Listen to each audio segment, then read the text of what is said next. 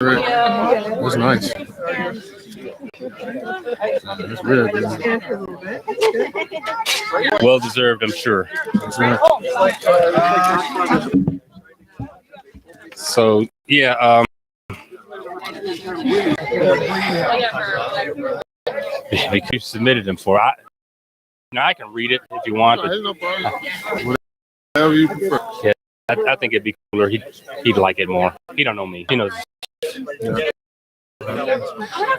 But this is the mayor. It's going well. There's no benchmark by which you can make it. Progress. Have a plan. I am doing something. One of his guys is a lot of time. But we are getting things done. This is Senator Randall. Are you following me? Congressman Carter. Another Representative and one of them. They're trying to get it built up.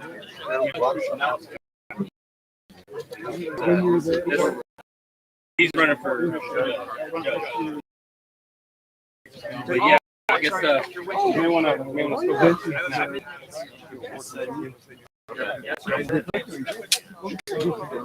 You are?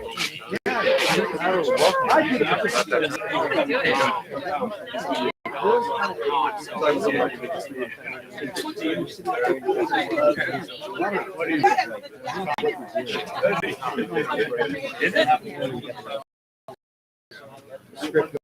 we gotta do a minute.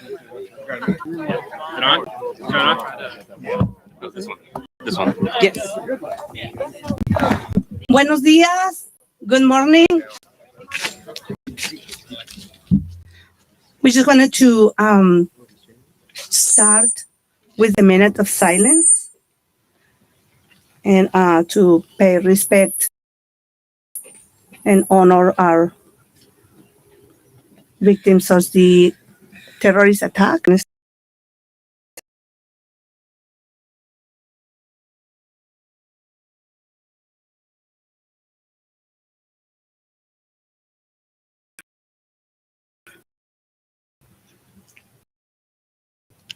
Right now.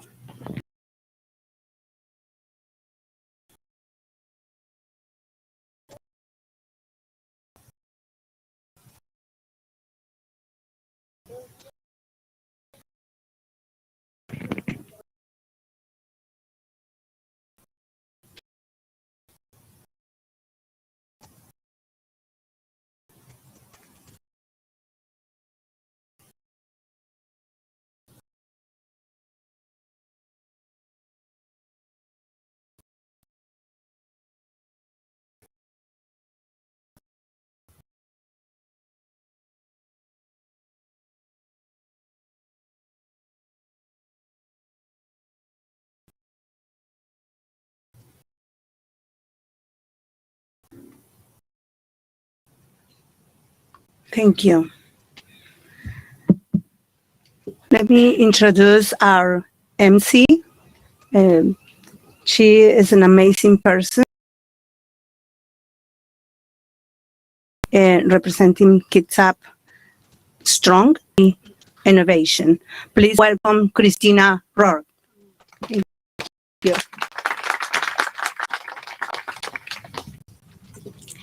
Thank you, everyone, for being here on the solemn day of remembrance and opening this morning with a moment of silence for human life.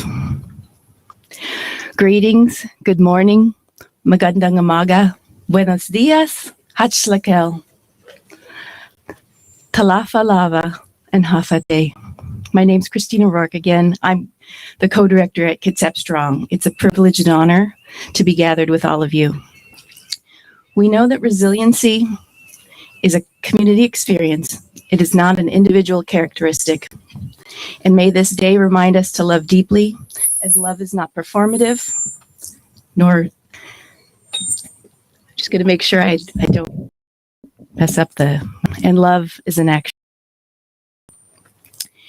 So this is a community coming together in times of celebration and in times of crisis, because we are always dependent upon one another for mutual support. We share the same. And so this day is an important day for us to remember how we navigate crisis and challenges, including, but also how we prepare and plan for an event that may present itself in our community's future. When we need each other, we need strong relationships where we rely on our neighbors, our village, to navigate through any crisis. So thank you all for being here today on 9/11 to honor the past and present sacrifice of service. I want to acknowledge this as our 7th annual 9/11 service sacrifice of service event.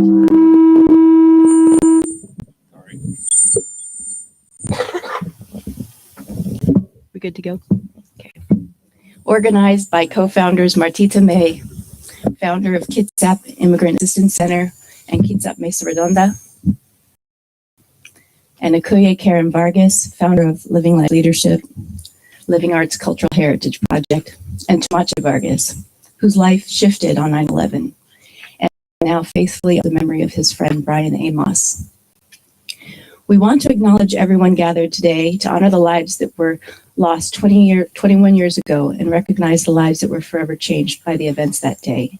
And if we've learned anything in these last 2 years, we want, as a shared experience, we want to acknowledge all of our first responders who have tirelessly engaged with community in moments of crisis to create connections that are in service of a more resilient community. So to begin our welcoming, it is my honor and privilege to invite Guylan Charles to offer an acknowledgement of the land we gather on today. Thank you.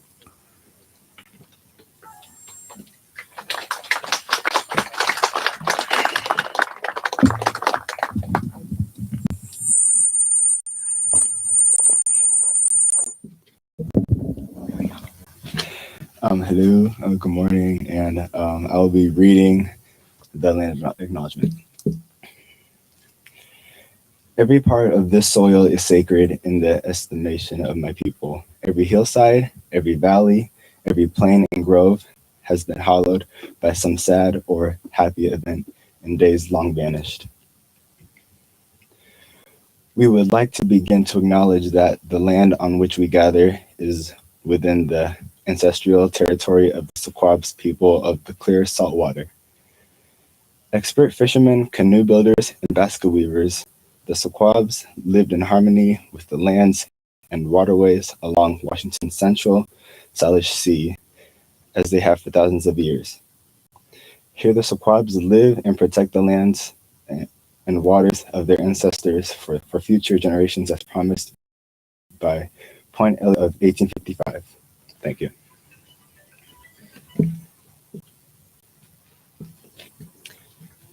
Thank you, Guyland, and thanks again to our host, the Suquamish tribe, whose people's life has modeled for us community resiliency, and that we are only as strong and resilient as our relationships. Thank you for your continued leadership, offering care, and stewardship of our land, waterways, and neighbors. So this morning, we also want to open up with 3 prayers. So first, we welcome up, just give a moment for people. First, we welcome up Pastor Yusin of Emmanuel Apostolic Church, then Pastor Jose Perez of Monte Sinai, and then close with Derek Polk representing our Baha'i faith community. Pastor Yusin, thank you.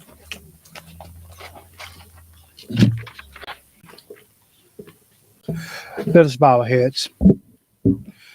Dear God, we thank you, first of all, for allowing us to gather today and giving us such a beautiful day to recognize and celebrate the lives that were lost on this very day. We ask that you continue to bless those families of those that were lost, oh God. Comfort them, strengthen them, and encourage them. And Lord, as this being the 7th anniversary, 7 representing completion, calls us as a community to come together and begin to be a light that is so much needed in this time. We ask, oh God, bless this occasion today. Cause your spirit to rest upon it. Cause your spirit to cause us to come together as a community and be a light that sits on a hill. Lord, we thank you for the opportunity. We thank you for those who have gathered today. And Lord, we pray that this day will go down, it will become a springboard for things to come. Let Bremerton shine bright. Let Bremerton shine like no other place, oh God. And that we will be the community that will show the world how it's done. We thank you for it even right now. We love you and appreciate you. In Jesus' name, amen.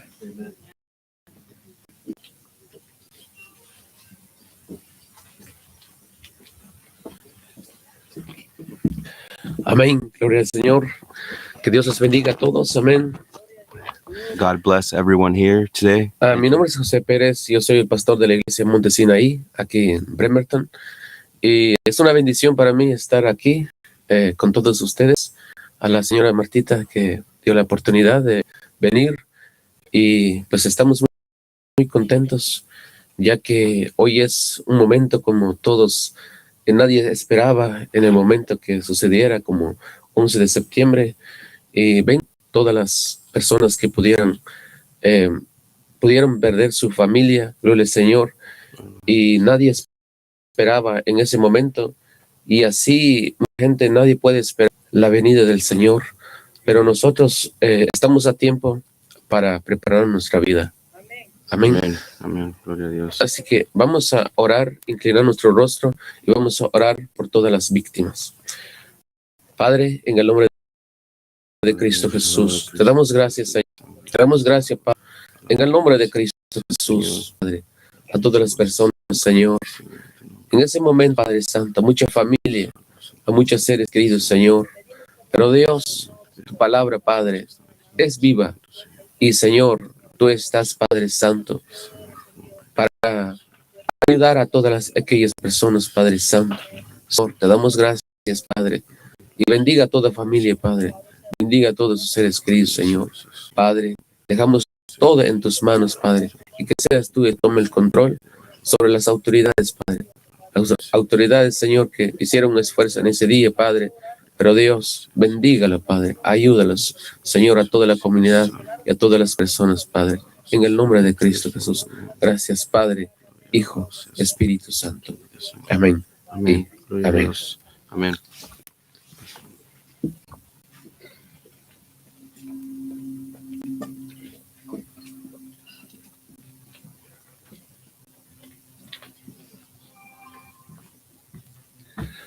I am going to read a prayer written by Abdul Baha, the son of Baha'u'llah, the founder of the Baha'i faith. O my Lord, my defender, my help in peril, lowly do I entreat thee.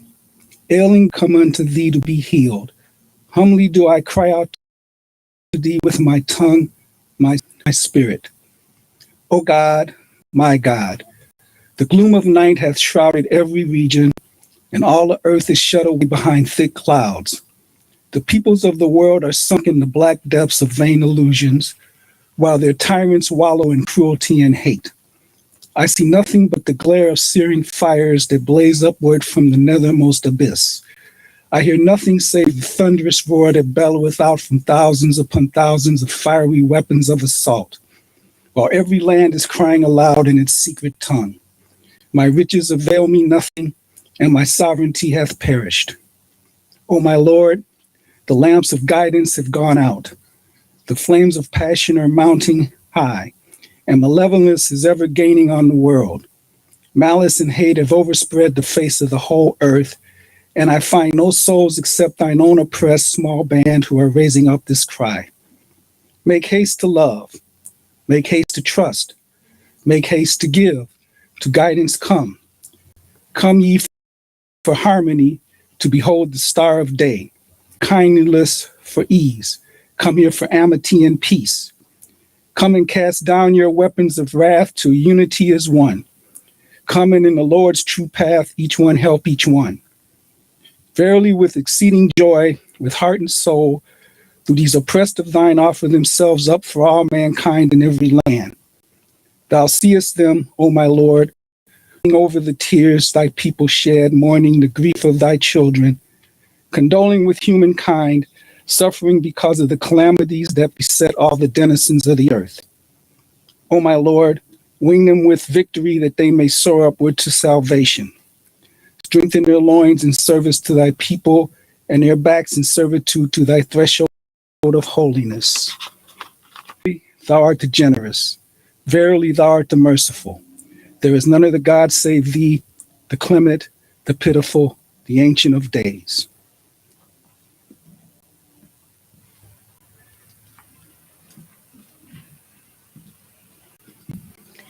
Thank you, gracias, Pastor Yusin, Pastor Perez, and Mr. Polk, for your messages of unity and a reminder that no matter what languages we speak, our light, we are stronger together. And it is through the unity that we continue to flourish together. Amen. So now we'd all like for you to be rise, if you can, for the parading of colors from the Bremerton Naval Hospital Color Guard. We thank you for your service. And following them, Brittany B. Gent is going to sing the national anthem. Color Guard, parade the colors, please. Carry. Colors.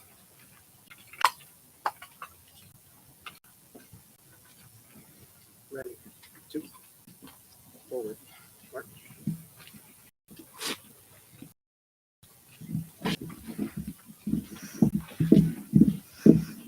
Ready. Hold. Left. Face.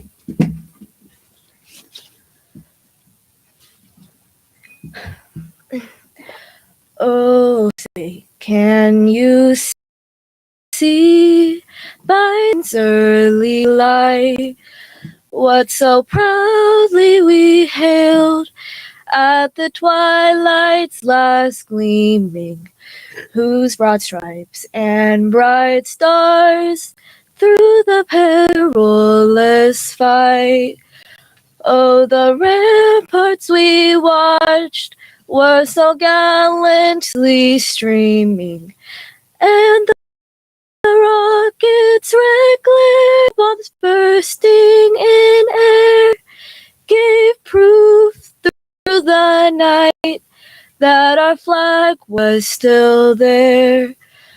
Oh, say does that star-spangled banner yet wave for the land of the free and the home of the brave?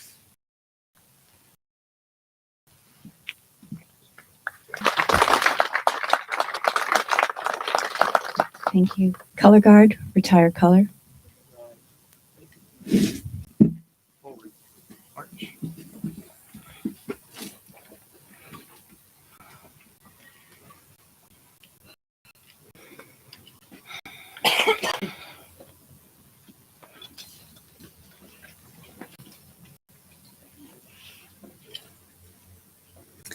Thank you to the color guards for presenting and retiring the colors.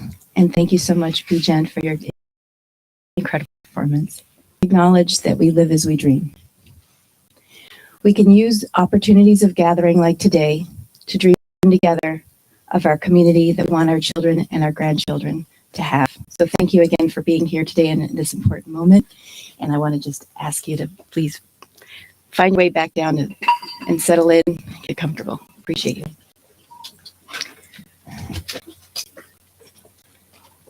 Good morning. So next, I want to welcome forward Tamachi Vargas for his 7th presentation of the Brian Moss Award.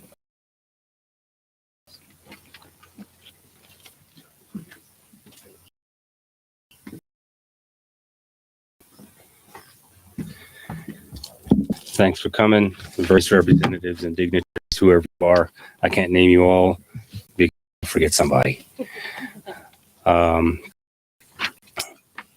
This is the 7th Sacrifice of Service program that we've been having.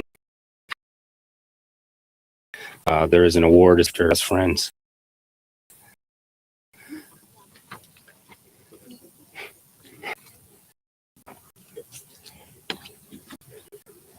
"21 years, it still doesn't get any easier." Wrote a bio about my friend Brian. His name was Brian Anthony Moss, born in Tulsa, Oklahoma, October 28th, 1966. He died 9/11/2001. Brian Anthony Moss was born in Tulsa, Oklahoma. Billy and Patsy. I didn't know this. I can ask his wife, but it's some kind of type of fractional number, so don't give me a lion. Sperry High School, Sperry, Oklahoma, 1984. He in the Navy, March 1990. He completed RMA school in San Diego, also in 90. He was then stationed in Adak, Alaska in 91, where he met his future wife, Mary Lou. They were 2. I'm sure with discussion with his wife.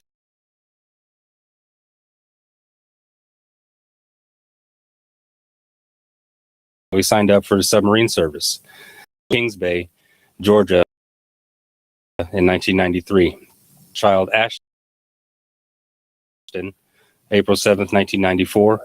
Short and only submarine, USS Alabama, SSBN 731 Blue. He qualified in submarines sometime around 95. I don't have the date exactly. I was there, but I can't remember the patrol. In class while on board. His family welcomed their second child, Connor, April 10th, 1996. He transferred to New Guard in September 1998. During his tour, he served as leading petty officer for the following divisions: details, 1st, 2nd, 4th, and 5th, as well as drill master. He was also handpicked to serve as the training platoon LPO. As a second-class petty officer, his wife wanted me to make sure that I elected as a sailor of the quarter, first quarter captain for both the Ceremonial Guard and Naval District, Washington. He was selected sailor of the quarter, fourth quarter for the Ceremonial Guard. He was also selected as sailor of the year for Ceremonial Guard calendar year 2000 and 2001. He was selected as Naval District, Washington sailor of the year calendar year 01. Let us keep in mind that he was times as a second class petty officer. He reported to the Pentagon August 2001. The week before the September 11th attacks. That happened, and it was found that he had advanced to ET1 on that exam, and he was posthumously awarded ET1 before his burial in October 2001 in Arlington. So this particular award to me was a lot of information that I didn't know about my friend. I didn't know that he was sailor of the year or sailor of the quarter or anything like that. We just knew that he was where he wanted, and he was doing what he wanted to do. And when he was on board with us, we, as anybody that's in the Navy or whatever branches you're in, we give each other a fair amount of ribbing and a fair amount of other stuff.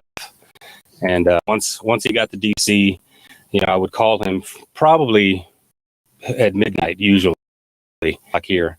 And a running joke between us, he's like, dude, that's the only time I know you're going to answer the phone, because I'd call him and I'd get his seaman secretary, and Petty Officer Moss was never in. So I'd call him at midnight, and that was just our running joke. But one of the, I guess you finally got to some place and give you respect you think you deserve. Wasn't on a boat. What I'd like to do now is I'll have my wife, Karen, to come up and read about one of our awardees. And I'll just say it's a bittersweet award because we were trying with us, and cancer decided. So I'll let her come and speak about one of the awardees.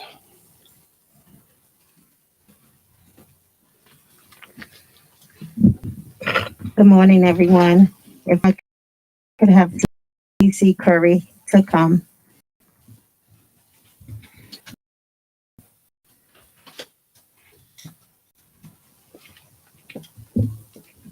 TC, I'd like you to speak about Robert Body. He was a friend, a wonderful servant to our community here in Kitsap. Him on this morning. We have Deborah Jackson as well, and we also have Final. We're going to have Lionel come first, then Deborah, then myself saying a few things about Robert. Lionel.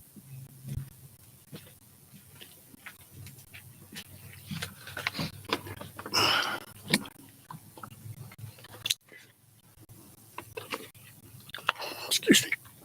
I want to thank you all for recognizing Robert. And thank you, Mayor Will, you too, all the city constituents. Robert was like a big brother to me. And just give you a rundown how we met and how we served the community. He was president of Power, People Organized Work for Ethnic Reality, and we was working with the youth and stuff. At the time, I so happened to be the vice president. But I met Robert through attended a number of community events. And we found that the goals and objectives that we had were the same. And that was working with the youth and supporting their families. I met him through Pastor Rochelle, who told me to talk to him because we had so much in common, you know, supporting these youth and making sure that they get what they have to get and stuff. So I talked to him from time to time, but I wasn't ready to commit because during the time I was involved in a number of things. So I told him, you know, I think about it. But we kept bumping into each other and issues. We started talking about issues that were continually getting, you know, going on, especially with our youth getting into trouble, joining gangs, stealing, involved in shootings, and going to juvenile detention. Some of these youth we knew personally and their families. They sought us out for assistance. Due to the fact that we resided in the community and was connected to it, they would contact us all the time, over and over. And me, at the time, I was working for the Bremerton School District. I was security supervisor at the Bremerton Junior High School. But I was fair. I was honest. I was strict but reasonable. And for some reason, the kids, they listened to me. You know, I also was working part-time for Kitsap Mental Health Services, Kitsap Recovery Service, going to school at Olympic College, working part-time for the Mental Health Service, Kitsap Recovery Center, and a number of other committees with NAACP, Parks and Recreation, under Mayor Lynn Horton, other things. After a while, he invited me to come to one of the meetings with Power. We met, stressed out, and single parent, raising a son, had some mental health challenges. Do a spouse who had some mental health challenges while I was in the military. I couldn't commit the amount of time that they needed for the program. But they told me not to worry about it. It'll be okay. Work around your schedule. I'm like, after going through the meetings and stuff, and they tell me they could work around my schedule, you know, since Robin and I and all, we had the same goals and objectives. I started meeting people, you know, communities like, you know, Will, Mike and Cozy, JD Sweet, Karen, Boggers, TC Curry, and many other members. So, but I went on ahead and did what I had to do, but I didn't know what I was getting into when I got into it. But it turned out to be all right. So after a while, the youth began coming to us seeking assistance on their own, letting us know what was affecting them and their families. They started telling us what they needed and how they were treated in various community programs and how they felt they were helpless and they had. So we listened, brought the issues to the community, talked to their parents, community leaders, and decided that we were going to unite and make a difference and change the current situation and the status. In the process of being in this transition, Pastor and Robert asked me to be the vice president during this time. So I informed them that, again, I had a busy schedule, but I was going to go ahead and do it anyway. So I did it. After a while, the community saw the differences that we were making, were being made, and with the youth, and began working with the Kitsap County Juvenile Detention Program. And we started off working with the soda youth, and then we ended up working with all the youth that was getting in trouble. You know, we were mentors. We began joining trainings related to mediation, the training, and others. We connected with the community, business, elected officials, church pastors, school districts, and other leaders, the NAACP and the CLCA, Community Leadership Coalition Association. The community became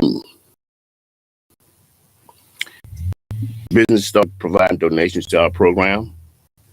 We started taking the youth out on outings, spending time with them, and letting them be youth. And on top of that, we were being positive role models. We had youth that talked about our program so much, how much fun they had, that they were having, and the changes made in their lives, that some of the youth started trying to get in trouble just so they could participate. So we had to tell them, "Oh, you don't have to get in trouble. This is a youth program."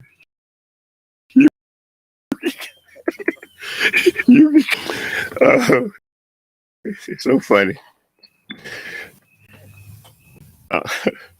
Parents would come to us when they were having problems in school with civil rights violations or concerns, and we would meet with the prospective people and get the facts and do our best to resolve the issues and concerns. Robert was the man who made the difference, though. He ruffled a few feathers, but what? Yeah, Robert, you ruffled. Yeah, but whatever the youth needed, he fought to get it. Yes. Unfortunately, in 2008, I had to resign due to obtain another employment opportunity in the state of Washington. However, I still remain in contact with Robert and Pastor and the community. I'm still involved. I'm just away, but it's still my home. Especially with Greg. I'm trying to process right now, going through this, but the youth and the families involved with the families too, still involved, and assisted, them with whatever they need, whatever endeavor that they needed to make. That not just being involved with power, but the youth that need assistance, we made sure that they were successful. Robert and I maintained contact with each other about what was happening in the community, the changes that were taking place. He also reminded me that it's all about the youth and bringing change in their lives, no matter what the sacrifice. He wanted to make an example of what a youth program was all about, which was believing in the youth, their family, the community, and the difference that each of us individually could make and make sure that they were successful. If someone asked me what word I'm dedicated, committed, and a determined warrior.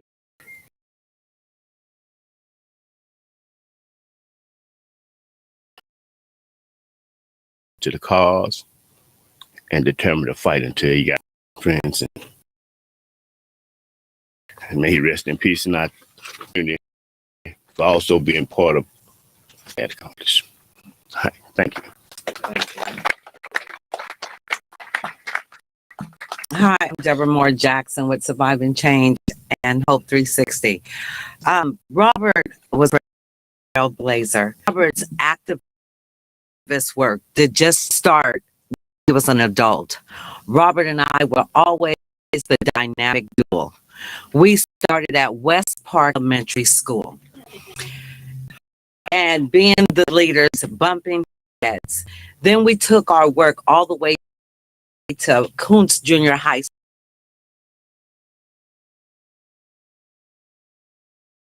where I remember when we were fighting for MLK Day, and we had nationwide, and I led that walkout. Mr. Jacobson, our Kuntz Junior High School principal, they had barricaded the doors, put chains on the doors to stop us from walking out, because all the other kids at West High, they were doing it. My sister and then with Cody, what you got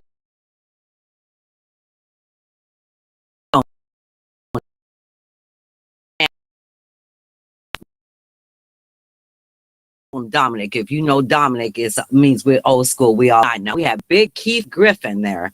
You know what I'm saying? All the big guys, but it was Robert and I, because, we were on the student council. We've always been leaders, Robert and I. And I'll never forget, we went and took over the off. I called my mama. They invited us in his body and everything. They said go. So we led the march. Oh, I thought I heard somebody say something. Oh. Okay, so anyway, we had led the march, the fight, and the walkout at Kuntz Junior High School. Also back here to Bremerton, Washington, after being away for a while, Robert asked me to join the CLCA. And I said, well, what we gonna do? He goes, well, baby, we the dynamic duo, Yeah, and we were always called he was Batman and I was Robin. I didn't want to be Batgirl, I wanted to be Batman, be Robin. So up until cancer, I just wanted to tell you guys, I talked to Dominic. I was very close to the family. Robert have Candace call and wanted me to come to Omaha. And Robert, they were transferring him from one facility to another. He caught pneumonia, and his lungs had filled. He was able to take care of him, and he was going to stay with Dominic.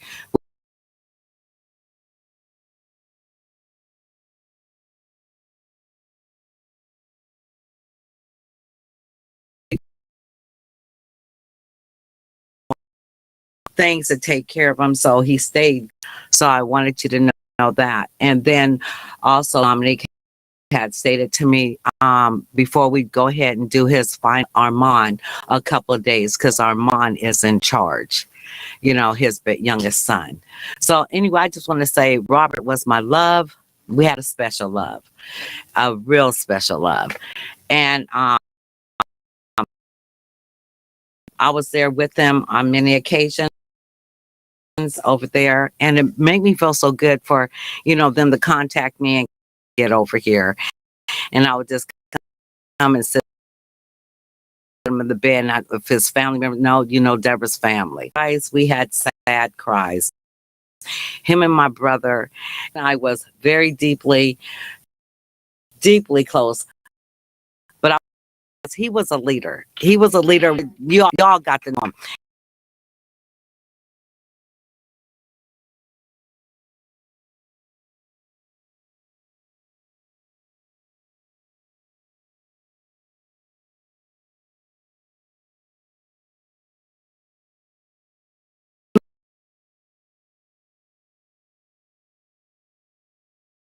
Doing the damn thing, you know what I'm saying?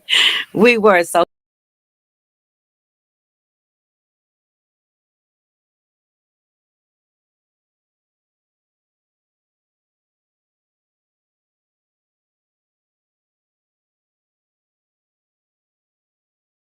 always had him.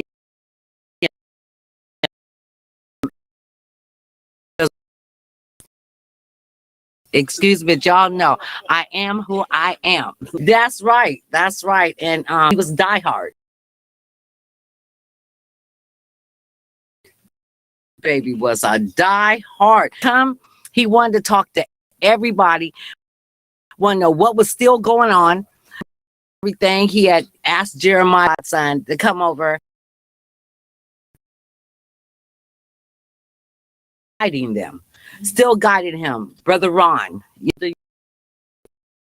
Frank,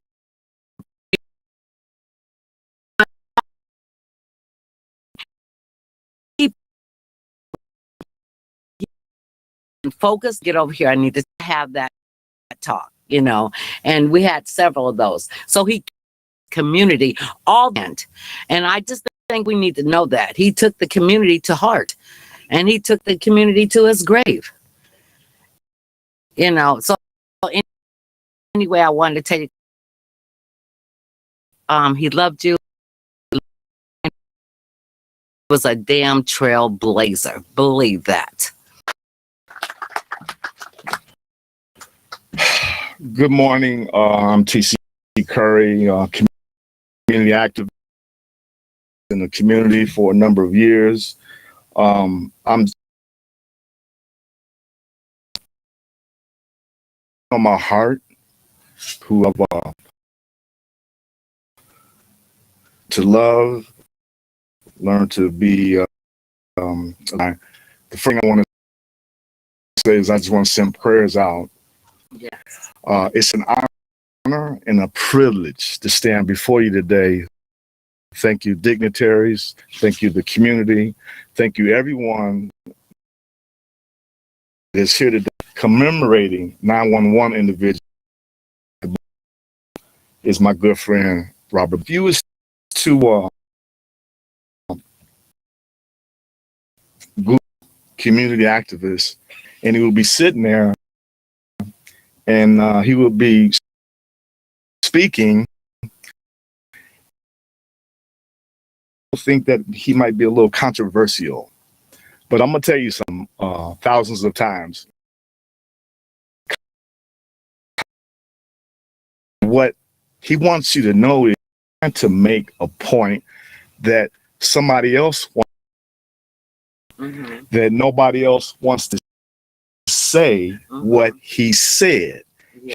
Say it, you'll mean it, but he'll put it out where you'll understand it. Yeah. I was listening to Lionel and Deborah. I was hearing a comment that Deborah said about duel, and Deborah and Robert, Batman and Robin, but I thought that we were Batman and Robin, and I just I'm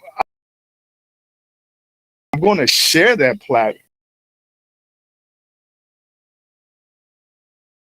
But I was Robin, and briefly, if you notice there on June, myself and Robert Body, JD Sweet, Michael Nicosi, and Pastor Rochelle Jr. Emeritus was in a meeting at Michael Nicosi's office. He was an attorney, black, downtown, and we was out,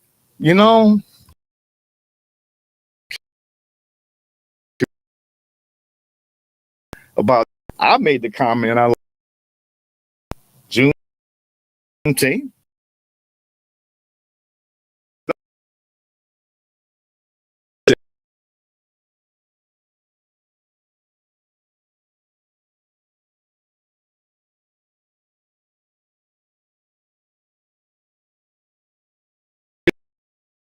And make Juneteenth possible. Well, Juneteenth.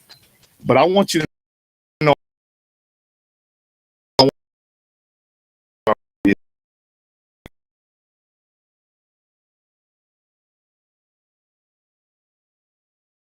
also sitting around many, many years ago. And Robert says, okay, well, I'm down. What are we getting into the schools? I said, well, that's going to be kind of tough to do. And this is what we did. We made a proposal. Myself and Robert went and talked to the superintendent from Central Kitsap and the superintendent from Bremerton. And we asked him, and we asked both of them, is it possible, could we come in on a weekly basis to mentor students of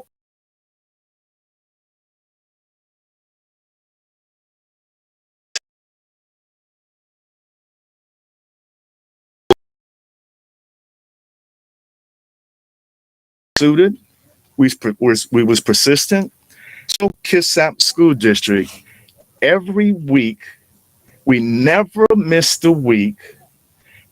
They did not let us come in at the end of the school. They made a period during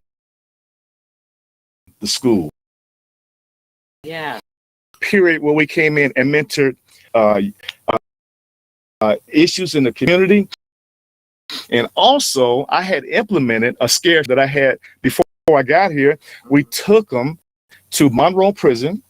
We took the girls, we took the guys to Monroe to give them a sobering look, to see what it's like there so you don't wind up there. We talked about kind of things that they were probably family members, and we monitored their grades. We made sure they stayed out of trouble. We were there to do. In summary, Robert Body, I'm gonna miss that brother. I think you're gonna miss him. And I just want to say this in conclusion. I love the brother. I want you to love the brother.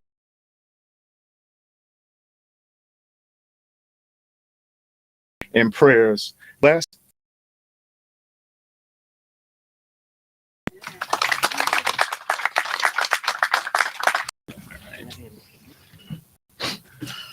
At this time, it's my to Mr. Curry on the Sacrifice Award.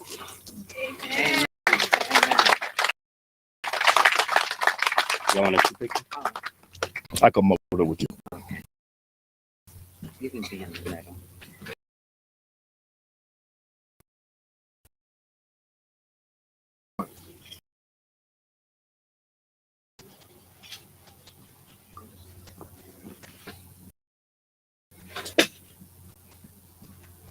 Everybody get pictures. Yeah.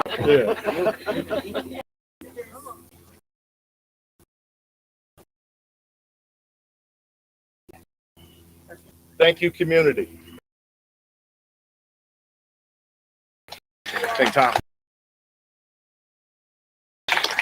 I'd like to call up Chief McCurdy from for our. This one's a little more dear to me, even though Mr. Body was also dear to me, but this I feel a little bit closer. This is Chief McCurdy.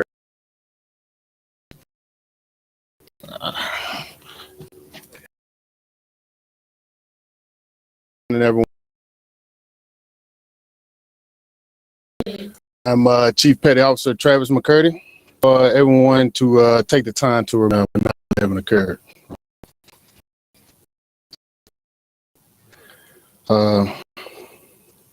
Foreign service speak about the oath of Christian's mate, technician, first class boss.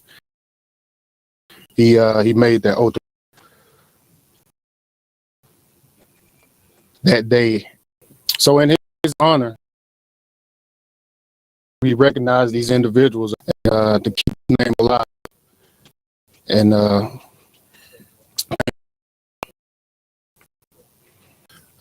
IT1 Sanabria is one of those individuals. He is our lead information system technician, Nayak Wibiali. He manages computer networks across a plethora of enclaves. He's in shot communication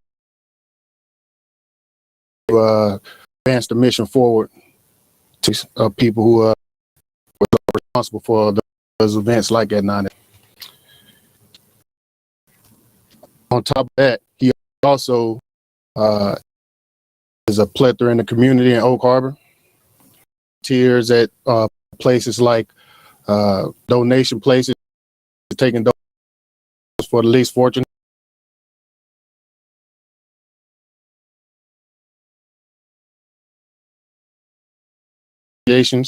Our Junior List Association, our first class across the nation.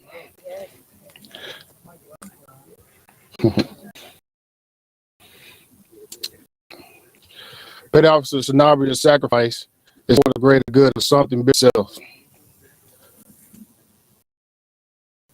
It's for our great Navy, our families, health. And in keeping with the traditions of the United States Navy, Petty Officer Nicholas Sanabria is well deserving of the Brian A. Moss 9/11 Sacrifice of Service Award. Thank you.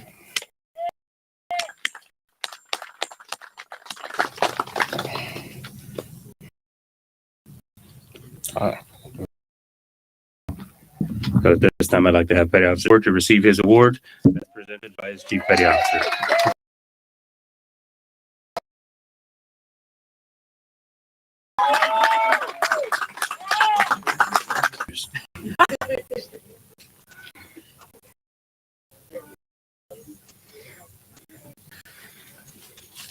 Let's have some words, please. I just want to say one more thing.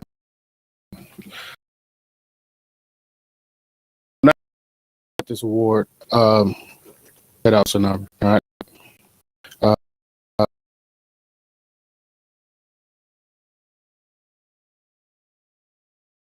Does a ton.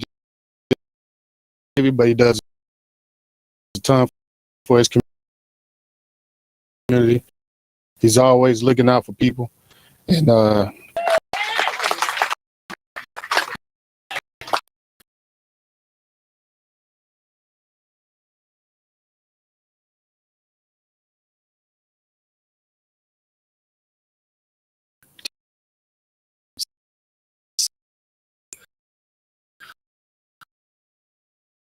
those in their community job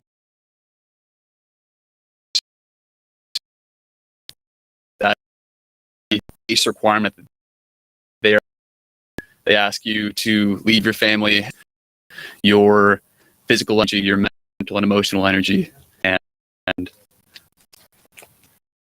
I have definitely sacrificed more than I thought I had to give, and I only hope that my the rest of my Navy career can Mr. Moss. And just again, thank you to everyone for having me. Thank you for this honor. It is a bittersweet. Thank you.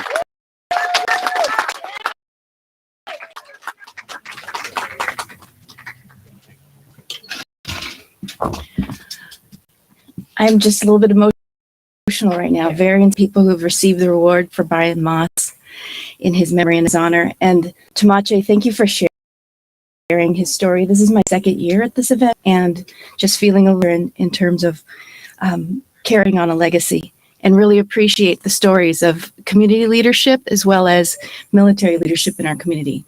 That's what Kitsap is. So again, thank you to Robert Body's dynamic duos. I think what I loved about that is that we do want to believe we have someone who's got our back, and he is one person who has provided that experience for many. And as far as Nicholas Salah, thank you for your service. Thank you for asking us to reflect on others who are in this and hear your story. So I just want to be respectful of time, so I won't go on because I'm inspired and emotional. But I'm asking our dignitaries today and our community leaders to reflect on the 21 years. And I ask that we kind of keep our time to 3 minutes. If I could, we're honored and privileged to have you here today as speakers to share with us their words and wisdom to reflect on the meaning of this day and what we can dream about. Towards looking towards a future where we stretch our hands and build new muscle memory, planning and preparing to advance the support required in times of need and inspiration. And just in reflection in the work that we do, this is life. It's not good news, bad news, good times, bad times. We're living life together. And I'm just really excited to hear. I'm going to start with Mayor Wheeler, if you could, with the reading of the proclamation. Thank you very much for being here.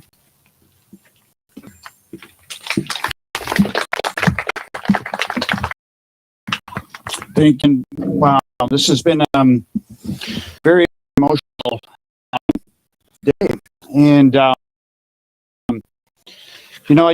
of you who know me, I try to keep this in minutes. And also, I'm going to lead in with some remarks before to the proclamation. And I just thank you, ladies and gentlemen. It is a pleasure to be here with you today. And I do want to reinforce what you heard.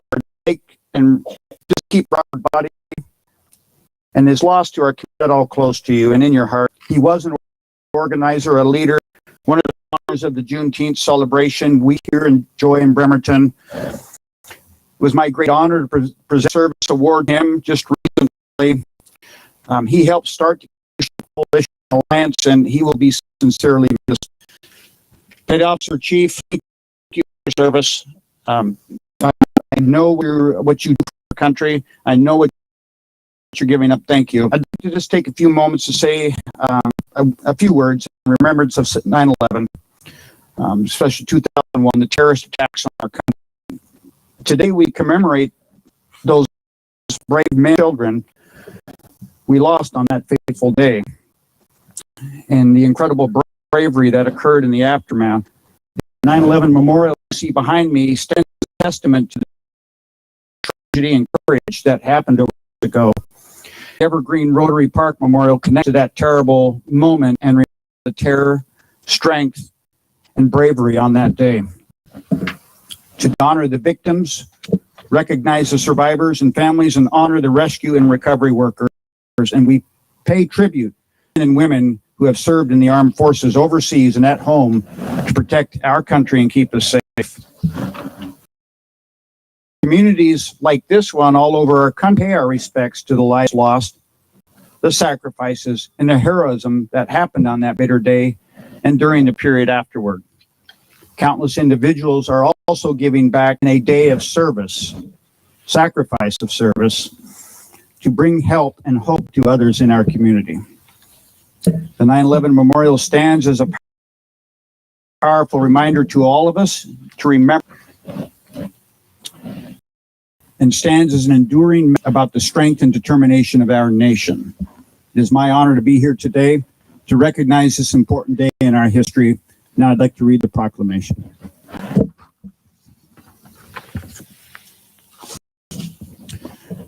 Whereas on September 11th, 2001, the peace and security of our nation was shattered, killed nearly 3,000 innocent men, women, and children at the World Trade Centers in New York City, at the United States Pentagon, and in a field of Somerset County, Pennsylvania. And whereas, as we mark the 21st anniversary of the September 11 attacks on America, we hereby adopt this proclamation in tribute to those lost and injured on 9/11 and to many who gave themselves in service to their communities and to this country in the aftermath of the attacks. Whereas participating in service and remembrance activities is a positive way to honor the lives of those that were lost and to recognize the spirit of unity and dedication that occurred in the wake. Whereas the city of Bremerton acknowledges and supports the 9/11 Sacrifice of Service commemoration and community resource fair event being held on September 11th, 2022 from 9/11 at the Evergreen Rotary Park Amphitheater. And whereas the event serves to remember that fateful day and provides important resources for safe communities and emergency preparedness. Therefore, I, Greg Wheeler, Mayor of the City of Bremerton, do hereby proclaim September 11th as Sacrifice of Service Day in the city of Bremerton. And I urge all citizens to commemorate this day with remembrances and service activities. Signed this day, Greg Wheeler, Mayor of Bremerton.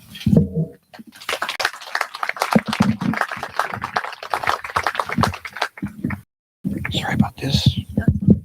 Okay. Thank you, Mayor Wheeler. I just want to welcome up Senator Emily Randall. I know.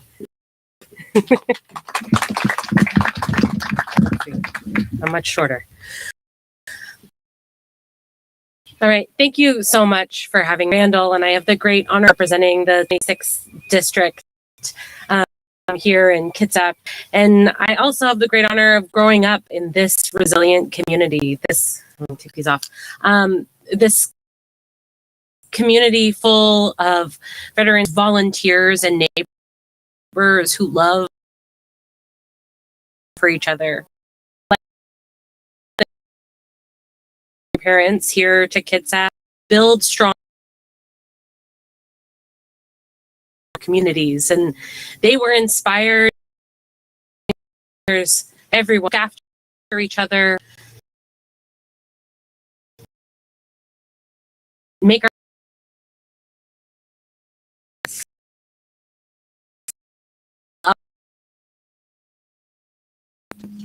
I was watching the news in the morning as I was getting ready to pull and saw the horrifying reality facing our country. But I also remember the scary aftermath in which so many of our neighbors were othered, neighbors of Middle Eastern descent who felt part. I remember the freedom fries could be a moment that tear apart. But this and the resiliency that I saw in the aftermath me to come together across. We saw it again, took on the COVID pandemic. We saw our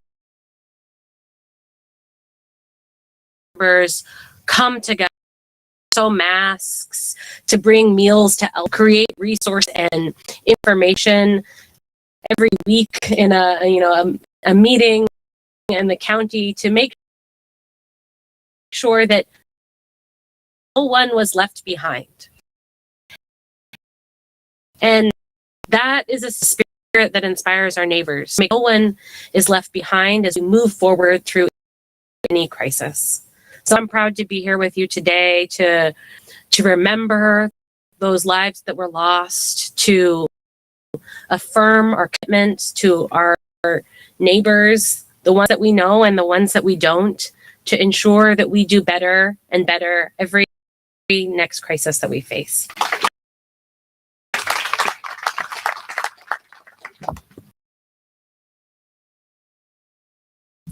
As we move through the reflections, I just wanted energy. Senator Randall walked in with tomatoes, a basket of tomatoes, and it just speaks with community in her heart. So, Something to share with you. okay, she has some to share, please. So I want to now welcome Congressman Derek Kilmer. Thank you.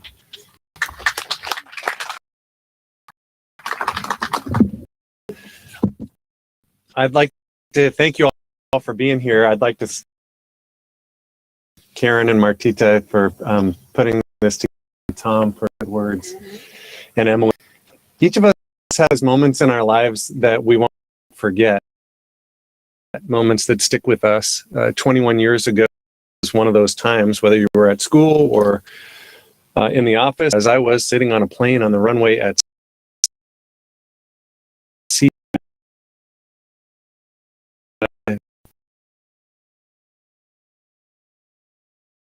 The moment you heard that the World Trade Centers were struck. No matter where you were, we watched from our TV screens as the towers collapsed.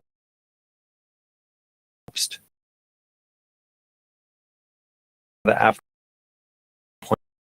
Pentagon information came in about the hijackers and But something else happened that day.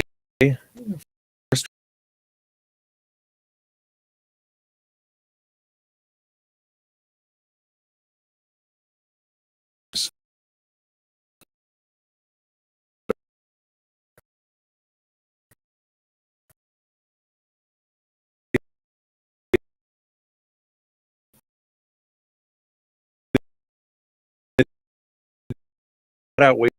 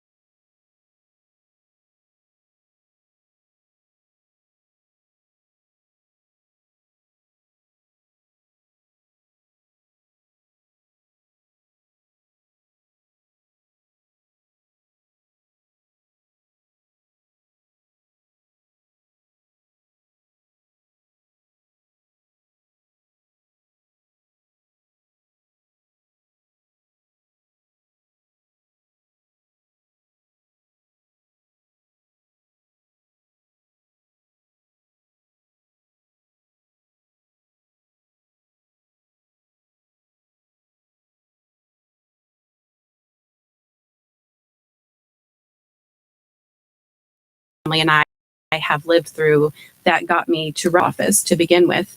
And thinking about Robert and how sad we were and sharing in our grief as I'm driving him to the airport on 9/11, I was not comfortable with. And, as I'm learning and growing over the last year and the work that I've done in the legislature around police reform and police accountability, this year I started to ride with the law enforcement, and I see Sheriff Giese up there, who's become a dear friend to me. Somebody who's been arrested many times and incarcerated. I didn't always have a trusting relationship with them. And so I, as your representative, have been growing in that and have been riding with them. And today I'm riding with the firefighters this afternoon for about 6 hours this evening. So, I've been developing and growing. And then one other thing is my son is in the field right now, sleeping in foxholes because he's a United States Marine family as well. And we haven't had military in our family. And so I'm learning more how to really respect our first responders of all kinds. My son graduated from basic training on August 12th, and now he's back at Marine Corps. So in foxholes with him, I'm sure the military members here can.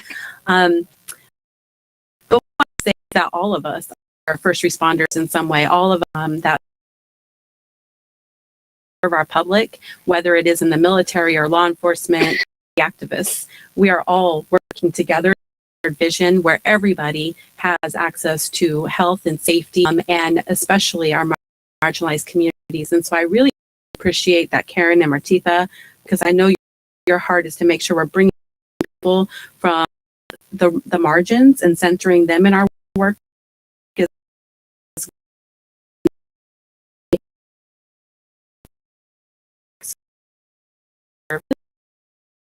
In this community and build unity together. So thank you. Thank you, state representatives. Thank you for modeling growth. I think always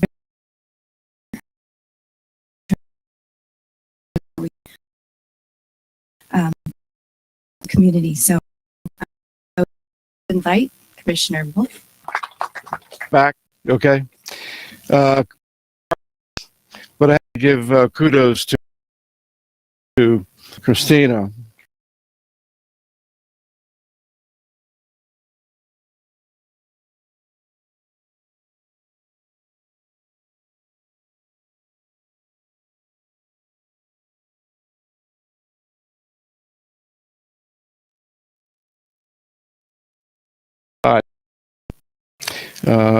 But after listen to the passion, emotion, the feeling of those that were up here, the leaders that were up here, he won't soon leave my memory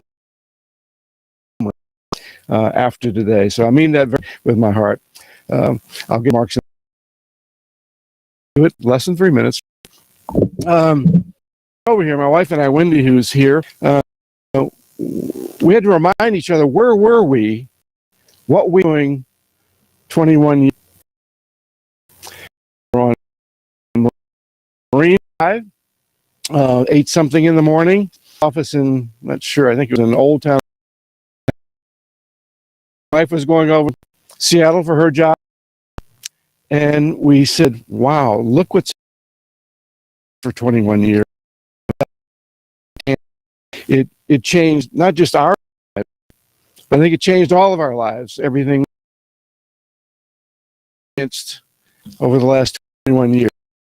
It's a pleasure to thank you, co-sponsors, Katie, putting this together, and to be here. It's a somber day about what happened. We know of that. That won't be part of my change all of our lives. And I'm sure all of you, if not all of you, what I want to say, I haven't heard the word too many times, but I know this today. First responders and military. As I remember looking at the TV for morning, remembering that what was the number, 3,000 or so people were killed 21 years ago.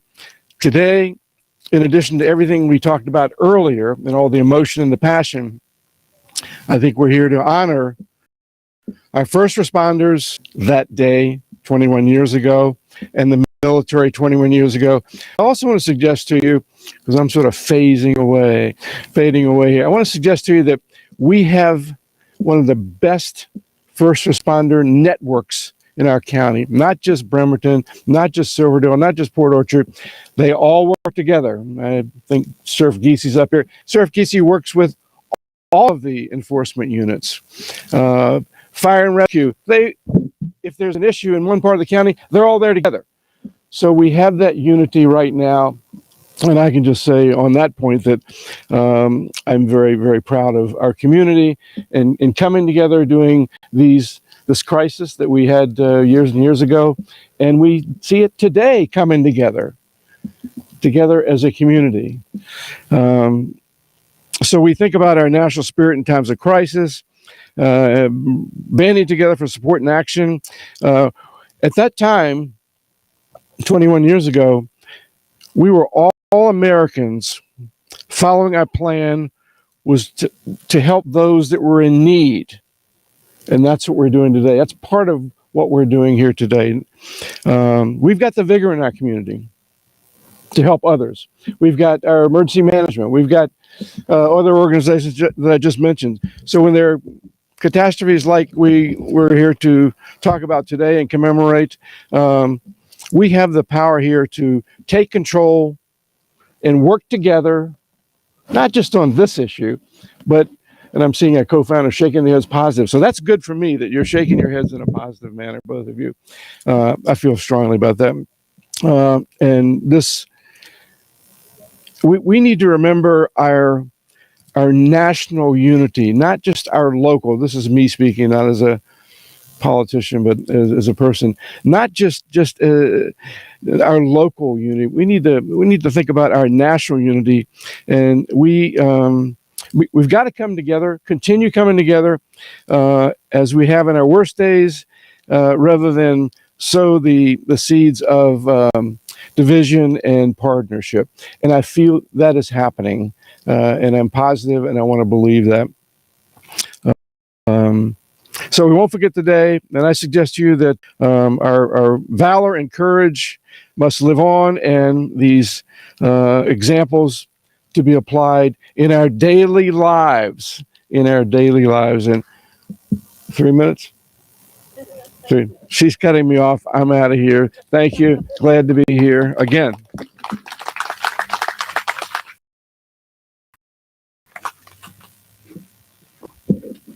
Commissioner World, thank you for your service.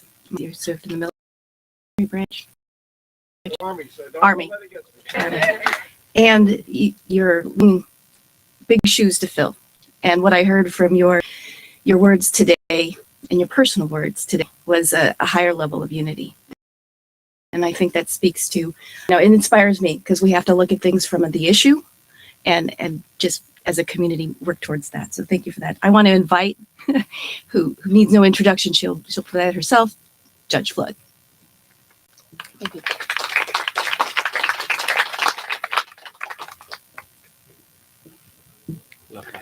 Which one? They're both black. Left. All right. I'm going to stand here. This sounds the loudest.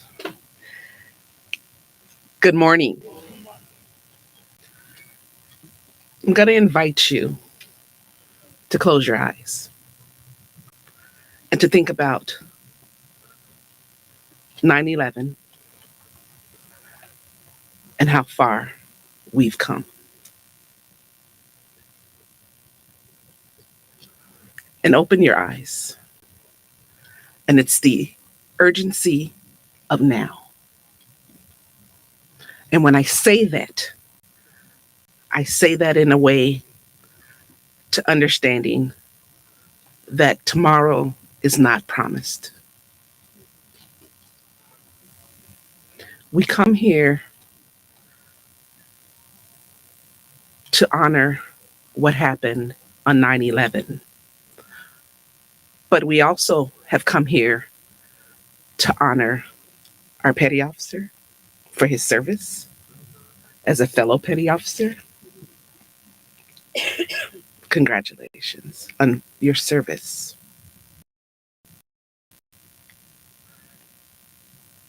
And Robert Body. So many things have happened. And when I stay with my 3 minutes,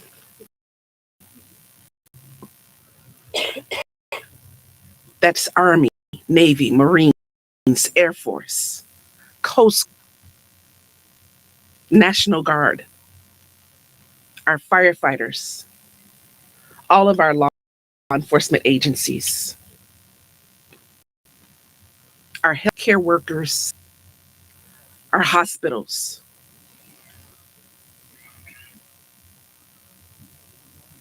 the pandemic,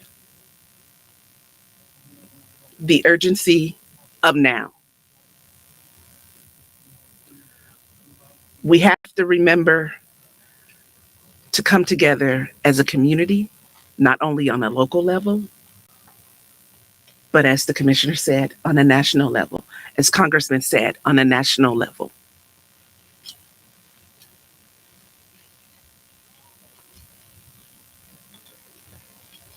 Two things are guaranteed in this world is you're born and you die.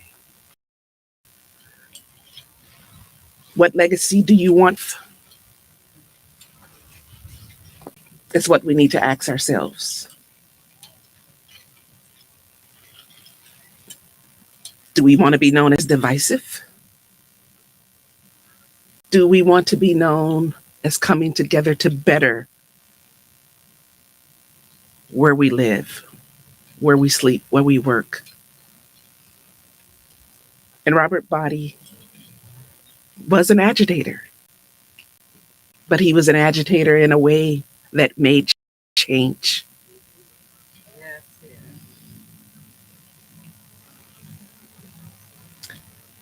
Change is good. Not everybody believes that, though. So I leave you with this.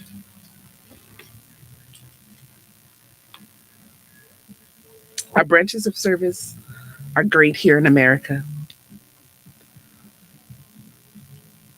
Robert Body was defined as a Batman and Robin with T.C. Curry's words, as well as Miss Jackson's words. But I say to you, he will be missed. He invited people to the table. He was a voice for the voiceless. We need to fill those gaps.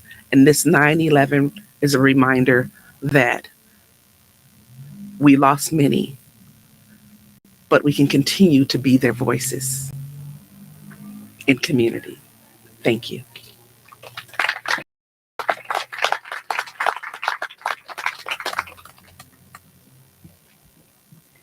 Thank you, Bremerton Municipal Court Judge, for your service. I'd like to invite candidate for Judge, Commissioner Shane Seaman.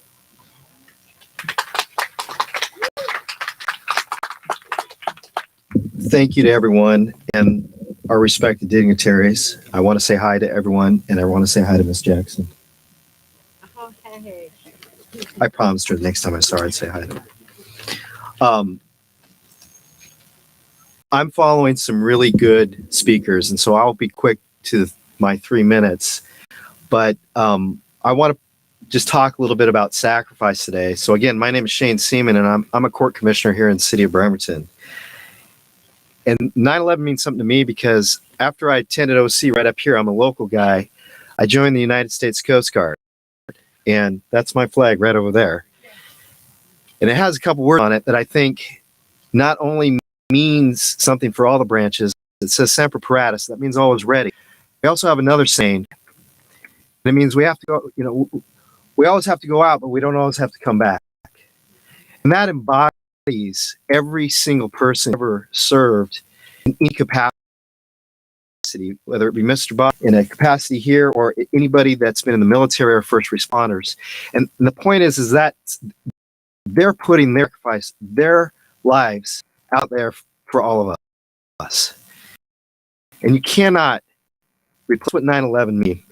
Martita just asked me to quickly talk about what happened and how I remember it. And so when I was in law school, I'd come off my active duty. I was in law school, and I'd gone to class that morning. Like many of you, I watched in real time what had happened with the towers coming down, and it shook me to the core. I got a call about a week later that said, Shane, get ready. You're going to go to the Middle East. I didn't know what to do because I just got off of active duty, and I'm trying to go to law school and move on. But I packed that bag. My wife and I did not know what was going to happen. I'd been on train with the Navy when I was serving on one of the high endurance cutters over here on Pier 36. And so I was one of the people that was possibly going to go and serve. I never did. I was put on standby for 6 months, on and off, on and off, on and off. But I saw my fellow classmates go, and I saw them serve. And I knew people that didn't come back. The day it happened, my contracts professor, who actually I went to Gonzaga Jesuit University, worked for the Vatican. He disappeared because he had to go take care of some things from a national security level. It impacted us. In any event, I'll never forget all of that day and the heroes, the people that I knew that sacrificed, and every single one that has been here today that have spoke. Like Judge Flood, I mean, she served in the military, and I know that about her. And I personally honor her for that sacrifice. Robert Body and what he's done for the community. You're a great people here in Bremerton, and that's one of the reasons why I'm running in Kitsap County. I care about this community, and I think 9/11 is really a good time for us to come together and remember. So thank you. Again, I'm Shane Seaman, and thank you for your time.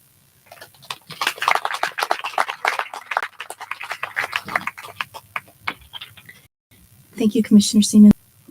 I want to invite, we had on the agenda Chief of Police Tom Wolf, but I'm sure he is tending to something, yes, family emergency. So we would like to very much welcome Kitsap County Sheriff's Office, Sheriff Giese. Thank you.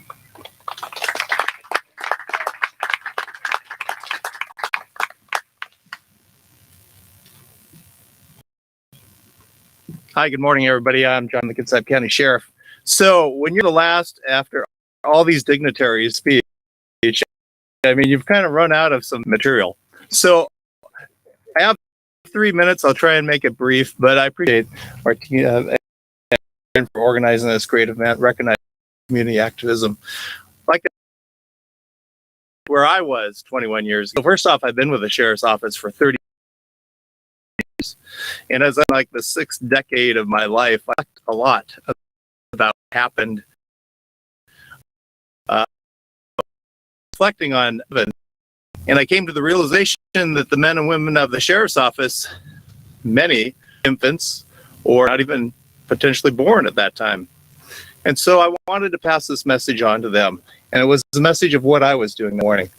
That morning I woke up and the first order of business was to go to a local Red Cross Board of Directors meeting. And at that meeting, and we were watching the towers and they had been hit and everything was stunning. I mean, just absolutely stunning. And like most of the country, I was shocked. I didn't know what I was witnessing. I didn't know what it meant. And our president of the board of directors at that time was a rather salty lady named Phyllis Mann. And many of you might remember Phyllis. Phyllis was a former Navy nurse, and she was very blunt, and she spoke her mind, and she led our Department of Emergency Management. And her words were, "This doesn't surprise me. America has many enemies. What surprises me is it took so long for this attack to happen." And it was a shock to me. I think it was a shock to a lot of us in this country that something like that happened. After that meeting, I went to work that day. And again, we watched the TV. We watched it all unfold. We didn't know what we were seeing. We were shocked. At some point in that morning, a warning went out to all local law enforcement agencies. The FAA had grounded all the planes that day. They told them all to land immediately. There was one plane up in the Northwest that did not land and lost contact to. And there was a few moments of like, what does that mean? What does that mean for us? What does that mean for us in Kitsap County? We just did not know. I think the big takeaway from that day is we were all stunned and everybody wanted to do something. As a board of directors, member of the Red Cross, Derek mentioned the Red Cross, and people did. They gave money, they gave blood. They wanted to do something. Money poured in all sorts of different ways into the Red Cross. We had little kids collect money on the street corner and drop it off at the door of the Red Cross. People wanted to do something.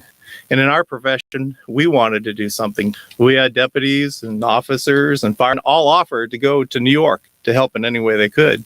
And in fact, there were streams of fire engines and police cars that made their way all across the country to go to help. We wanted to do something. I think in our community, what I saw and what I felt was we really came together. We really felt that we needed to do something. We didn't do, but for a brief moment in time, we did come together. And there was so much good that was happening and so much positive feelings. I reflected on our country is a country of ideals. We're a vision, and we've had to change what that vision looks like. We want to be inclusive to everybody in our vision. But, I reflect how important that event was, how it impacted so many lives, 3,000 lives lost, 350 fighters, 70 police officers. I mean, it impacted so many of us for so long. I think now what brings us together in our world right now? I don't see very many opportunities for that to happen. And I wish that wasn't so. I wish it doesn't take a disaster or a horrible event like this. But I reflect now, and I've told my folks, law enforcement and firefighters, we're honored to serve. It's a duty, and after that event, we had something of love and respect for our professions. It was truly amazing. And our folks always have to remember, you have to appreciate all that, deal with it with humility. We have a great respect of our community, but we also owe our community a tremendous duty too. So I told my young folks, people who wanted to go into this profession, we are honored to serve. And the thing about police work or firefighters is you go to work that day and you don't know what's going to happen. Be ready. You have to be prepared. And I have good men and women in my department, as all the departments here do, firefighters, law enforcement officers. We're ready to serve. But I want you to know we always appreciate the love and support we get from our community. We really do. 9/11 was a horrible event that doesn't even register to many of our people in our department because they didn't live through it. But there'll be other events in the future, and we'll live through it. But I felt honored to be able to pass along my message to my folks. It's important. So thank you, everybody, for your support. And I know I speak on behalf of all the men and women of the Sheriff's Office, but I know I speak on behalf of all the first responders here in Kitsap County. Thank you for your appreciation and your support. So thank you.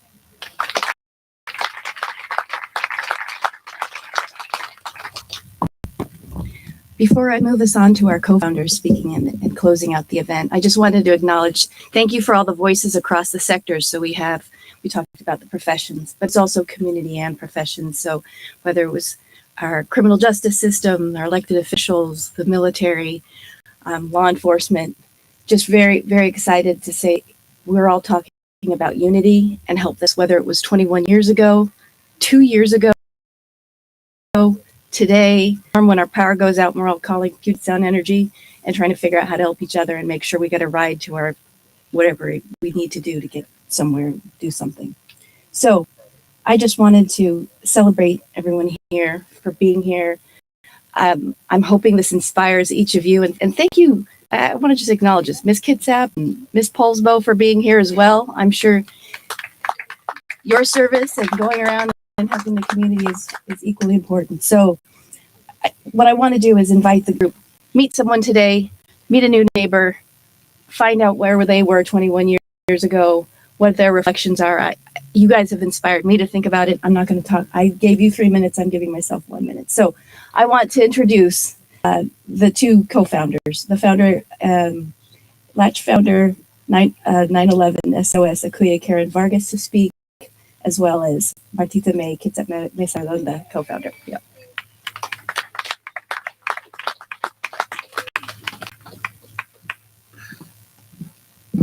Hello, family. Hey, family. Part of the human family.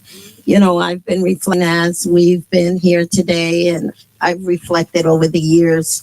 9/11 really shook our nation. We've also had Katrina that shook our nation as well.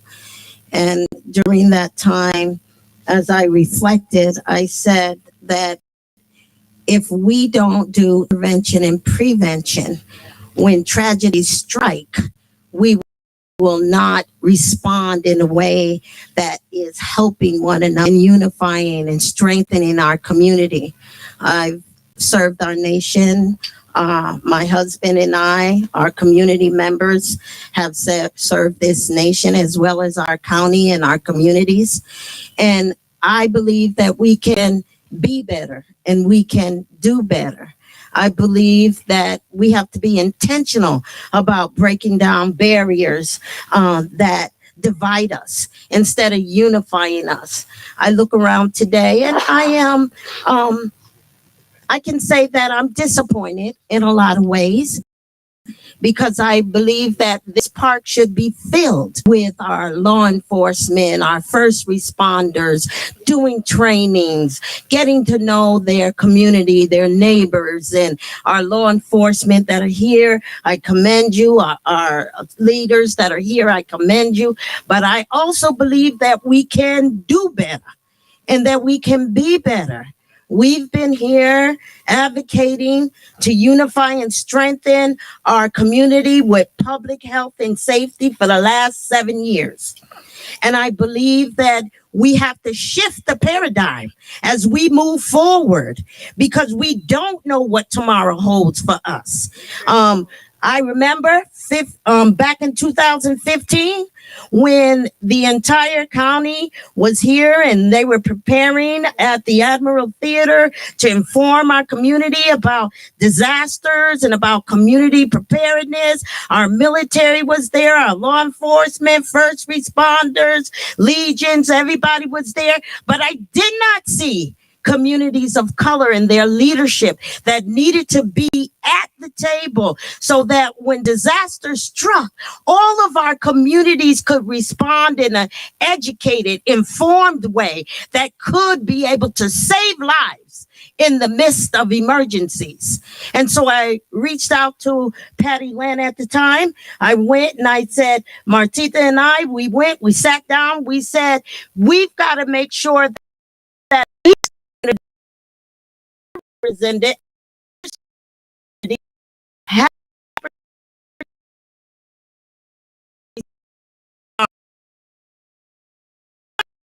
the resources, they have the information, they preparedness for the entire community, and they made sure that that was happening. And here I was living on Bainbridge Island, and I said, but my community in Bremerton, they are not getting the same resources, the same information, the same amount of care. And I said, what do we need to do to make sure and ensure that these things are happening for all of our communities? So here we are. We sit here today in the midst of 2022. And I say to our community here, what will we do next as we prepare? As we begin to ensure public safety and ensure emergency preparedness and ensure we know who our neighbors are and we sure that we are reaching out and breaking down those barriers and coming together, unifying and strengthening our community. This is not, okay, my pastor, the late Bishop Lawrence Ray Robertson will say, Karen, this is not a rebuke. This is an opportunity for us to do better and be better.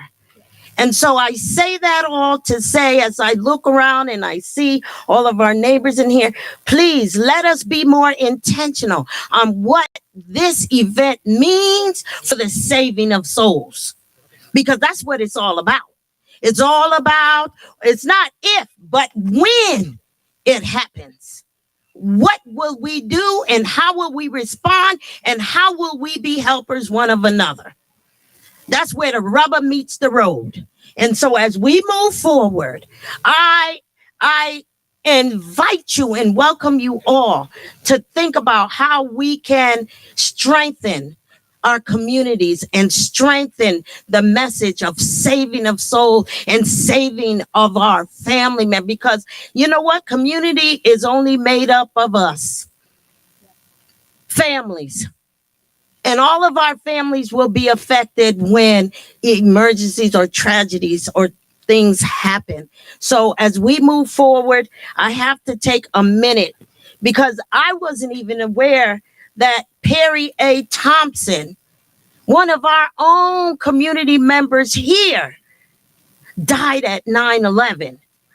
Hasn't been said, hasn't been mentioned. He was A&on Insurance. He was on the 98th floor at the Twin Towers when it came down. His wife is here. She came to me. She said, my husband died in the towers. And I did not even know that.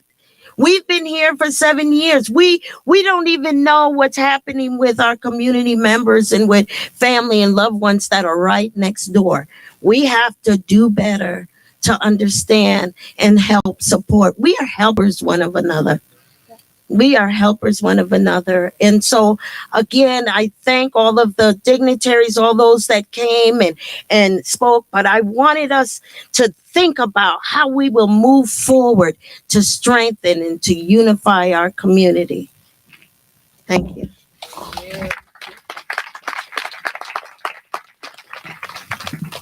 Gracias, Karen.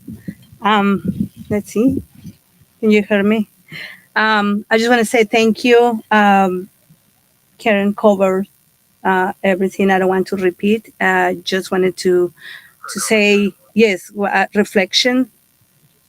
I'm a retired military wife, and we feel the pain that all the families went through. My respect, and we honor also your husband, Mr. Thompson, Chief Thompson, and so sorry for your loss. I do remember, what I was doing that day. Was ready to go to volunteer at school, and my husband at that time, my ex, called me and said, "Please stay home. Look at the TV to be okay, because I know that you care for people, and the people right now that the country, we don't know what's going to happen." So it really impacted all of us. Remember my family in Mexico calling us because they knew that my husband at that time, he was in the military. They wanted to know if he was there or where he was. So that impacted everybody, the entire community. And I just stayed home. I think we canceled everything at schools. And from that, kept committing, helping the community. And just wanted to pay respect to Mr. Buddy. We worked together. He was in Central Kitsap High School.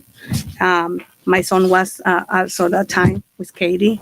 I think Congressman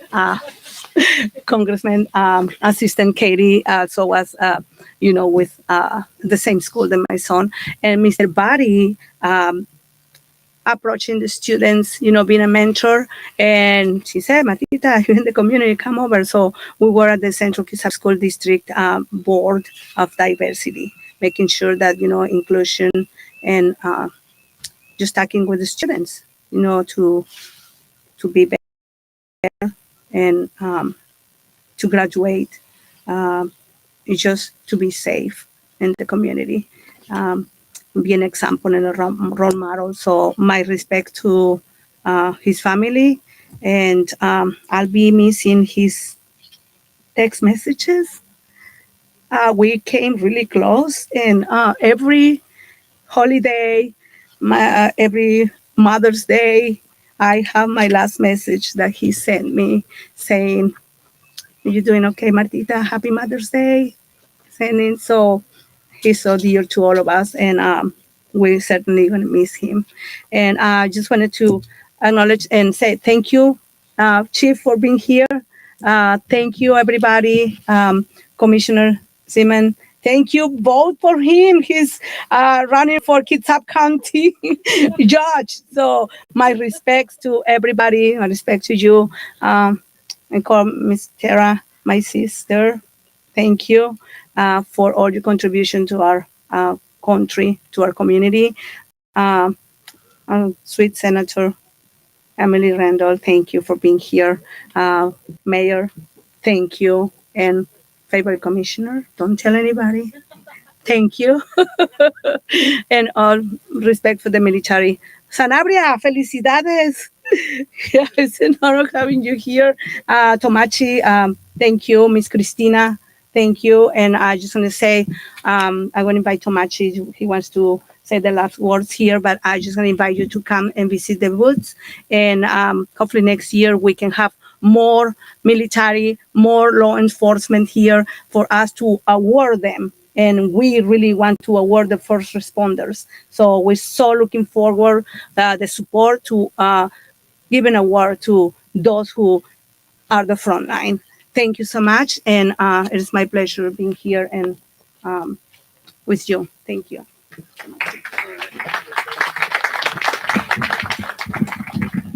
Oh, so I'm a little taller. Again, good morning and thank you everybody for coming. All the speakers that have had words, our awardee, Mr. Body.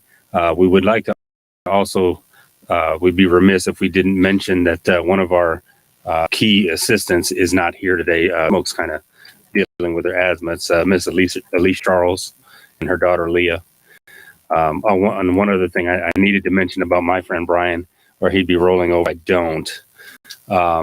As far as the research that we have done, he was the only submariner killed in the 9/11 attacks.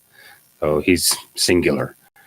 I would invite you all to visit the booths and get the information as you can. If you'd like to see the 9/11 memorial, if you have not, it's at the far end of the park. We also have coffee, some water, and some snacks. Please feel free. Thank you for coming. Thank you. Oh, one other thing. Mr. Cameron here, Marwan Cameron, will be conducting interviews for those of you that like to have comments and reflection with the Conduit podcast. So feel free to come up and talk to him as you do. Thank you.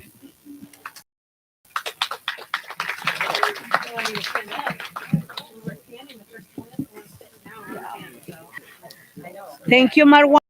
Thank you. Thank you, Marwan. Here's some coffee. This is the microphone. See you. Yeah, and Christina. It was wonderful. It was wonderful. Thank you. Thank you. Did you still have the microphone? Yeah. So, I don't know how to. just wanna, can you put it? Can you hear me? Which one? Turn it on. I just wanted to. Turn it on. Before everybody goes, please, I would like to, if you can come and say hello to Miss Christina, our MC, that she's always dedicated. So please come say hello to Christina, and thank you, Christina, for your support. Thank you. You're so proud, Mama. Yes. Yeah. Yes, by the flag. Yes, we need that. I'm right here. Right here? I think so. Yeah. That's what Over here? Yeah. Right here? Yeah. Here.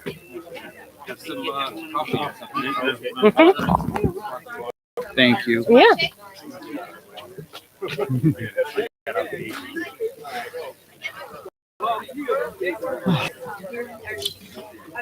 Chief, where do you want me? At you we need you. Chief, It's somewhere here. They really did. This may be an indicator of bigger things to come, Chief. So I don't know. So I did apply for an officer position this year. Oh, good. All right.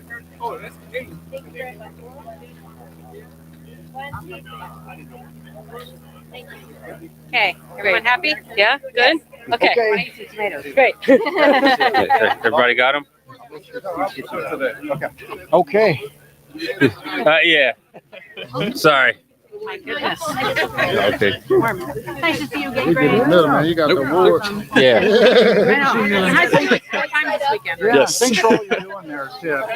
Yeah, that's immersion, full immersion in a lot of different things. Thank you. Oh, yeah. We appreciate that. Good job, man. Thank you, sir. Yeah. Good job. Thank you Sir, I for hope you're doing right by the memory.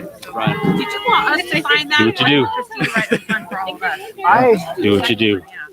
Absolutely. Yeah, he when we was on the boat, he had the prettiest writing, Yeah. and he typed the fastest. So when we were doing battle stations, he said, "Man, how come I always got to type these op reps? And I get it. Because you're the fastest. Sit down." Man, That's I hate stick this. with it. And they keep yelling. It's your fault. You're the one that's got to type with the pretty fingers. So I know it. And Mark- how are you guys gonna get any faster? We're not. That's why we got you. We're so angry. You guys suck. Yeah, but you don't. So sit down. Sometimes, you know, when you're doing good, when you get told to stop doing so good because you're making everybody else look bad, Yeah, you end up getting stuck with that thing. yeah. That was. He's like, "Man, you guys don't respect me." Shut up. Then when he got over there, he's like, "Oh, I guess you're where they respect you now." Yeah. Yeah, they respect me. Yeah, right. Shut up and get out of here. Yeah. So yeah, I mean, the 9/11 memorial is all the way at the corner of the park. You can see the flag. It's got two beams from one of the towers, and on the ground is the timeline of everything that happened. Usually we've been over there, but this year we just moved here. In years gone by, we've run into not an issue or nothing, but the chief selectees have been up there for morning colors, so they do their colors when they leave. But they weren't there today. They did their thing on base. We can do that. And then tonight, though, there's actually going to be a much of a ceremony that's going to be up there. Like, the city will probably start coming to set up soon. I think they put a couple hundred at the orchestra or whatever. It's a bigger deal than this one, but we're growing. We're growing. Oh, and I was telling your chief, I'd like to keep your contact because I haven't had any coins for Brian, but I'm gonna. And when I get them done, you get the first one. Oh, that'd be great. Yeah. The first I got a mini collection on my desk. Nice. I got one on my desk too. I got one on my desk too. Absolutely. How long you been in? Gonna be 7 years soon. Nice. Chief? 18 and a half. Ah.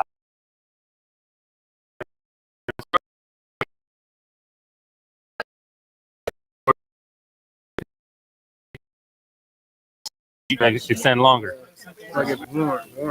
Okay, that's all right. There's should be some waters and some sparkling water. It should be cold right now. And we got coffee and muffins and stuff. So please feel free. They got these information booths. I know you guys had a long drive back, so be careful. These booths are out. It's early. Yeah. They're trying to get their quota early. Yeah. 5X. Thanks for coming.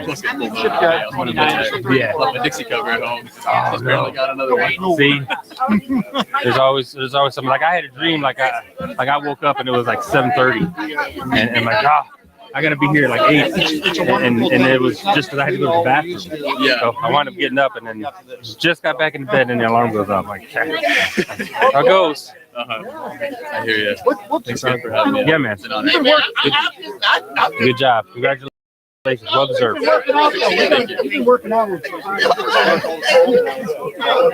right, lighter ready. Yeah. How do you want to do this? Are we okay like this? No problem.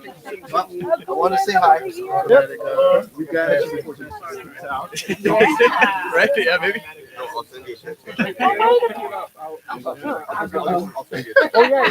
It's like, no, really. All right. I was smiling. It's been many. We were coffee or lunch? Oh, yeah, let's do that. Yeah, sure. I mean, I usually start 1:30, so I go anytime ahead of that. Okay. So I know you want to probably keep it off our city. Why don't you give it a couple times? If you could. Right now. Anywhere here in the close wherever you want to go after starting around 11. Can I get your phone number? I can get your card. That's my campaign. That's perfect. Yep, I will give you a call. Yeah, I'll call you like today or tomorrow, and then we'll set up something. I'll have my calendar in front of me. Yeah. Yeah, good job. Good job. I didn't know you were Coast Guard veteran. Yeah, Coast Guard is it's got me started on the life. Yeah. Most of us have some background like that. I was Navy. And, yeah, it's cool about our community. You know, it is cool because you see a lot of people that hear that same connection to kind of service. And I think Yeah. that's what drives a lot. I know. Yeah. Yeah, I feel it here. I do. So, I do same here. Yeah. Good. Okay. What is up? Good job. Thank you, Shane. Hey, you. Give me a hug. Thank you. Thank you for giving the cake last night. Oh, that was awesome. It was delicious, right? Oh, yeah. It was I good. love the champagne cake. Yeah, That was delicious. I was happy to get it because you're like, get that one, get that one. And so everybody at my table said, I said, what do you want? I said, Martita says the champagne cake is Yeah, really good. highly And they recommended. Okay. I deserve the piece. Highly Yeah. recommended. I'm gonna go thank these guys for their service here. Thank you. Yeah. Sorry about the having you guys had to rush through it. Yeah, I understand. I really appreciate I want to help you. Yeah, it's cool. Okay. Yeah, and yeah, if you want to pre-plan a little bit, you know, work out any details. Yeah. Yeah. Oh, what? Man. I gotta take notes from you. Oh, yeah. Yeah. Well, we had it, believe it or not, we had it declared ready to go. It's not how I usually I understand. I had honestly given up on that. See you later. Hey. Have a great day. Yeah, thank you. Yeah. Yeah.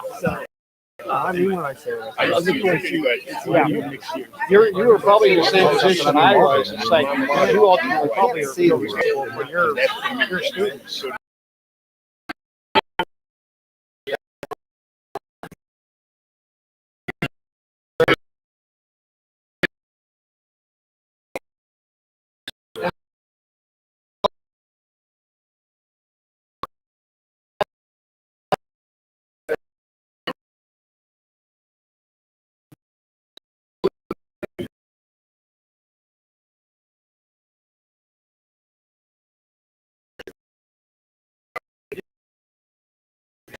No.